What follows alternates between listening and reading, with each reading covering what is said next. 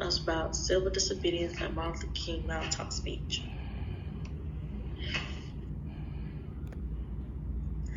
How long until it is too late for someone to speak out?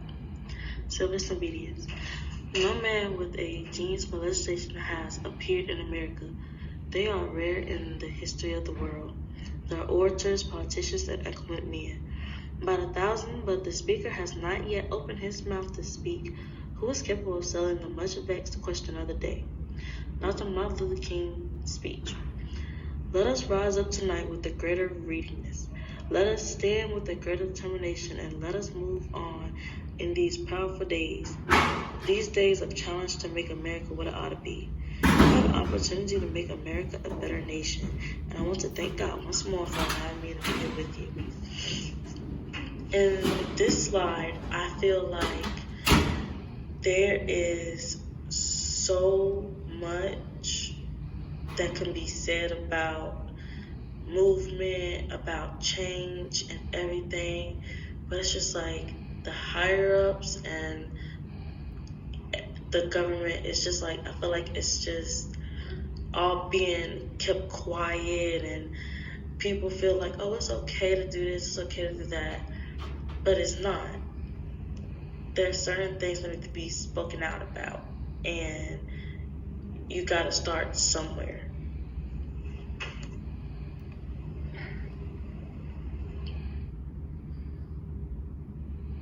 When would justice change? Civil disobedience. If a man who has no property refuses but wants to earn 9 shillings for the state, he is put in prison for a period unlimited by any law that I know, and determined by only the discretion of those who put him there. But if he should steal 90 times 9 shillings from the state, he is soon permitted to go at large again. Martin Luther King speech. And I want to commend the preachers under the leadership of those noble men. James Lawson, one who has been in this struggle for many years. He's been to jail for struggling, but he's still going on, fighting for the rights of his people. Ralph Jackson, Billy Cowles. I could just go right on down the list, but time will not permit. In this slide, I feel like there's so much that needs to be changed, and it's like nothing will happen, because every time somebody do try to help their race or try to stand up and try to talk about it, I feel like it all just get blocked, all get pushed down, and you gotta get kept quiet or you'll be in jail. This has happened once before, recently, and back then too. At some point, there has to be a change in this world.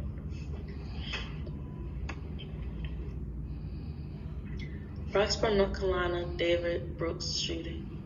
Viewer discretion is advised. Video may contain offensive language and violent behavior. This instance, even though it was fast, certainly he perceived things the same way that the camera perceived them. And so, his use of force was justified. Breaking news, the Roxborough police officer who shot and killed an armed man in July will not face criminal charges. The district attorney announced that decision this afternoon after an SBI investigation. Our Colleen Quigley spoke with him and joins us live tonight in Roxborough. Colleen. Angela Marius, the district attorney, says today he met for several hours with David Brooks Jr.'s father to walk him through all of the evidence that he took into account before filing this report and making this decision. He said the most critical piece of information was that dash camera video, and in fact, they had the state crime lab enhance it, and the DA says that video clearly shows David Brooks Jr.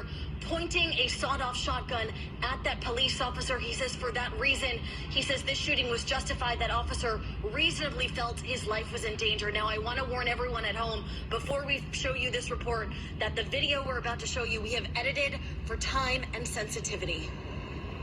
It's July 24th, and a caller dials 911. The officer's dash cam is rolling as he approaches a man, later identified as 45-year-old David Brooks Jr., standing on Old Durham Road with a sawed-off shotgun. He tells Brooks to drop his weapon, which Brooks raises. Hey, bro. Drop the gun. Drop the gun. We paused the video here because of the sensitive nature. The officer fires a shot. Brooks falls to the ground. He died at the scene. After watching this video, Brooks' family disputed the officer's claim. Brooks pointed the gun at him. You can hear David when he said, put the gun, then David said, I'm trying. Even if he would have put his hands up, he would have had to take the strap, take it over his head, and then release the gun. During a demonstration after Brooks' death, protesters with Molotov cocktails were arrested. The city issued a curfew. Members of the new Black Panther Party showed up at this memorial for Brooks. Police and the SWAT team showed up, but the encounter ended peacefully.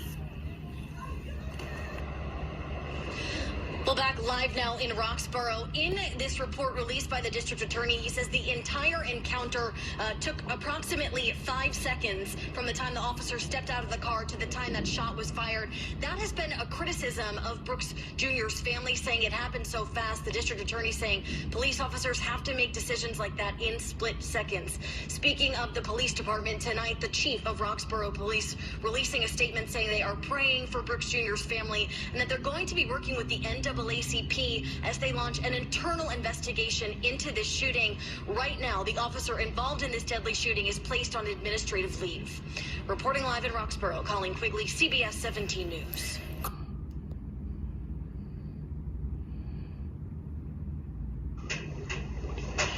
In that video, it is very hard to watch. It's very mixed emotion. It's very, well, they could have did this better. They could have waited. It was a lot of questions that, yes, things could have happened differently. Yes, he could have waited longer. And yes, things just should have ended better. But the question is, if the man wasn't black, how would the cops have reacted differently? And it's to say that this isn't the first time that this has happened, and it probably won't be the last time either, but it's just like there needs to be a change. There has to be a stopping point where everybody got to speak out and be like, hey, this is where it ends. Let's try something new. But that is all that I have for this presentation. And I would like to thank you for listening in on it. That is it. Thank you.